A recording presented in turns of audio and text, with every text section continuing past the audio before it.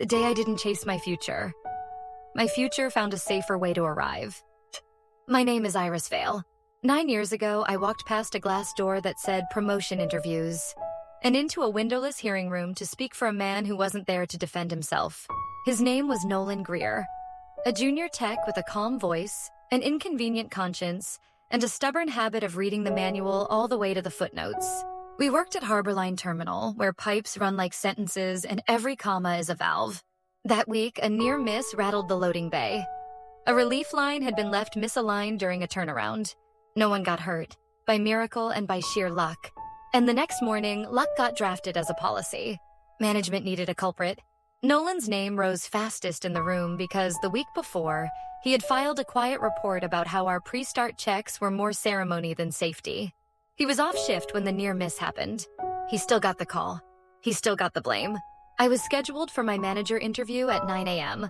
I'd spent 2 years chasing that slot. White shirt starched, hair tied back. Answers rehearsed in the steam of my bathroom mirror. My mom had texted me, "You got this. House repairs next." My heart had whispered a different line all week. Look again. Look harder. At 8:50, I stood between two doors. On my lanyard hung a faded red lockout tag I'd kept from my apprentice days. Nolan's handwriting scrawled on the back from a training drill years earlier. Leave it safe or leave it alone. It had no authority, only memory. I turned left. I told the receptionist, "I'm here to testify." She frowned. "You're not on the list." "I know," I said. "I'm still here." Inside, the incident hearing smelled like old coffee and a printer that needed rest. 3 chairs on one side, 2 on the other. A tape recorder with a tiny red eye. They asked, "Ms. Vale, do you believe Mr. Greer contributed to the near miss?" I could have protected my interview by saying as little as possible. Instead, I told them the long version, the one with scuffed boots and stubborn facts. I told them how Nolan had stayed late to rewrite a valve lineup checklist no one loved because it required stopping to touch, trace, and point before turning. How he'd made us practice a 90-second full silence before energizing. No radios, no jokes, just breath and eyes on gauges. Because that was when our brains caught the small wrongs crawling at the edges. How, for weeks, he'd taken the old checklist home and returned it with coffee stains and worn corners and questions like, what if the person who wrote this is having a bad day? How do we make the process strong enough to carry a weak moment? They asked if he was difficult. Yes, I said, in the unprofitable way that saves lives. They asked if I understood my testimony might be viewed as disruptive loyalty. I looked at the red tag on my lanyard. I said, "I understand I'd rather be late to a title than early to a funeral." At 9:07, my phone buzzed. HR. "Are you nearby?" I turned it face down. My secret fight, the one I don't like to brag about, wasn't courage. It was ambition with a limp. I have always wanted rooms with windows and paychecks that don't apologize. I have always wanted my mother's roof to stop leaking in storms. Skipping that interview cost me more than pride. It cost a bonus I had already promised to a repairman and a little piece of dignity I'd baked into a plan. But some plans need a controlled burn. I left the hearing with a cracked nickel pen in my pocket. A pen my father used to sign hot work permits when I was a kid walking plant tours with him. He'd tap it on my shoulder and say, "Slow is smooth. Smooth is fast." I clicked it once in the empty hallway and promised the air, "If I can't sign a promotion today, I'll sign a statement that makes tomorrow safer." The hearing dragged for weeks. The narrative tried to harden around Nolan. Young, meticulous, difficult, therefore dangerous. What no one mentioned was how danger and meticulous are old enemies. Nolan filed appeals. He built a binder called Greer Standard, physical verification before energization. He asked me to read it on my breaks. We sat at a plastic table by the vending machines, elbows touching the map of grease rings left by 1,000 rushed lunches, and we argued line by line. "Make the steps verbs," I said. "Touch, trace, point, confirm." "People hate extra time," he muttered. "Then prove the time you add gives back more," I said. "Give them a number." He stayed up nights comparing our false starts to production losses and scribbled hard math that said the standard would cost an hour and save a fortune. He gathered stories from old hands and folded their names into the margins like prayers. It wasn't tidy. He missed a rent payment. I picked up extra overtime. We were not saviors. We were tired. One evening, I found him staring at the red lockout tag I wore like a relic. He turned it over with his thumb, paused on his old handwriting, and exhaled. I wrote this before I knew how many ways we get talked out of leaving it safe, he said. So write us a way back, I said. We took the draft to anyone who would listen and to many who would not. A supervisor called it performative. A consultant said, we have something similar. Nolan said, then why did the near miss happen? The room cooled. He got labeled. I did too. Careful, a friend whispered. You'll get a reputation. I smiled without humor. For insisting we don't blow up? I can live with that. The company moved on. Hearing concluded. Contributory factors not solely attributable, which is a long way to say, we can't prove it's him, but we can't admit it's us. Nolan didn't get fired. He also didn't get invited to meetings where the next near miss starts breathing. And my interview? Rescheduled again, then quietly reconsidered for next cycle. Next cycle never called. That winter, Nolan took a job 3 states away at a smaller facility that still believed checklists were scripture, not decorations. Before he left, he slid his field notebook across the table. On the inside cover, a coffee ring had dried into a perfect halo. Hold this for me, he said, until I can write a standard that outlives me.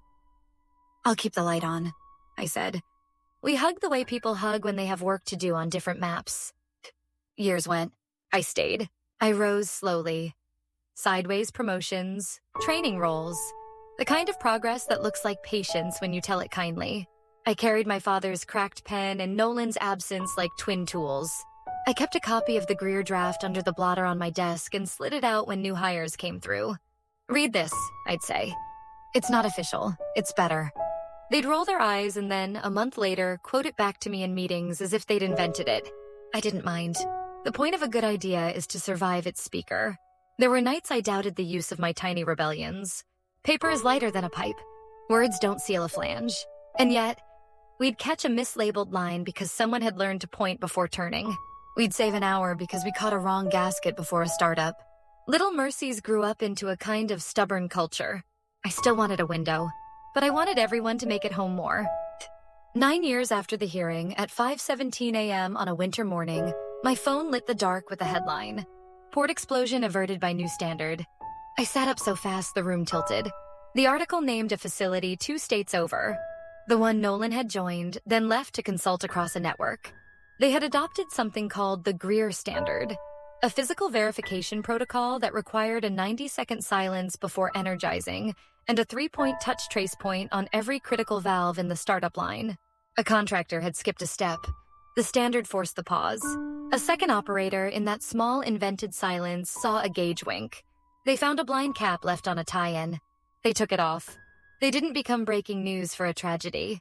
They became a footnote called Ordinary Day. I put on my boots and drove before daylight could argue me out of it.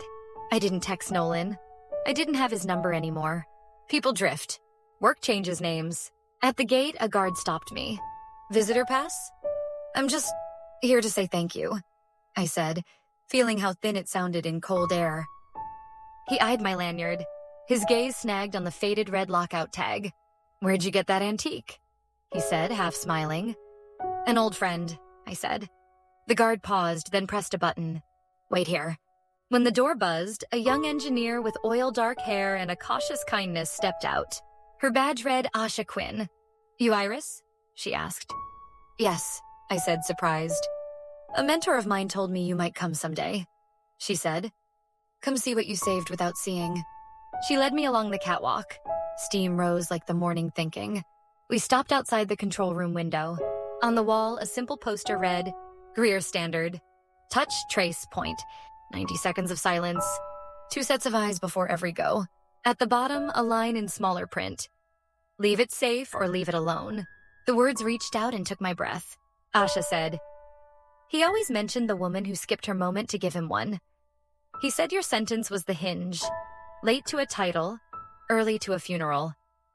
He kept the phrase inside the draft like a bookmark. My throat closed. Where is he now? I asked. Traveling, training crews, she said. Hard to pin down. He'll be back next week, but... She hesitated, then smiled at the problem of time. There's one more thing. She opened a drawer and handed me a small Ziploc. Inside lay my father's cracked nickel pen. Asha said, "He told me to return this if you ever stood at this glass." She nodded at the control room window. "He said you signed something more important with it." The small knot, the story's last test, pulled tight. I clicked the pen. It still worked. Ink traced a tiny line on my palm. Asha laughed softly. "He also asked me to ask you a question. He said you'd know what it meant." "What question?" I said. She pointed to the speaker above the panel where a soft recorded voice now played before every energization. Begin silence. A bell chimed. The room went still. Asha whispered, "When the silence starts, what are you listening for?" I knew the answer in more places than my ears. "People breathing," I said. "And the one wrong thing trying to get our attention." We stood and listened to the 90 seconds stretch and soften the air. Someone in a hard hat wiped fog from a gauge with their sleeve. Another operator's finger hovered over a switch that would wait for permission like a disciplined horse. The bell rang again. Silence complete. Proceed. No one rushed. They just moved like they had decided to keep each other. I slid the red tag off my lanyard and set it on the ledge under the poster. Its edges had worn into velvet. Nolan's handwriting, faint but stubborn, held. Asha said, "Want to leave a note for him?" I thought about speeches. Then I wrote 2 words on the bottom of the poster with the cracked pen. Still here. We didn't hug. We didn't pose. We watched a plant breathe. Outside, sunrise put a slice of copper on the tanks. Steam climbed and uncurled. The pen clicked shut in my hand.